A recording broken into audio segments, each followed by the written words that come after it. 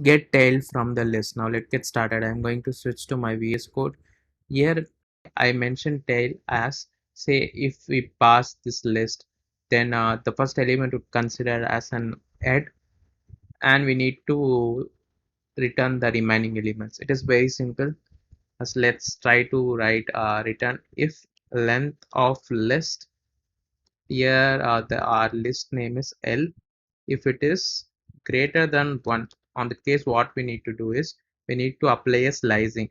So 1 colon. Okay, if it is equal to 1, on that case we would be returning the list directly in the screen.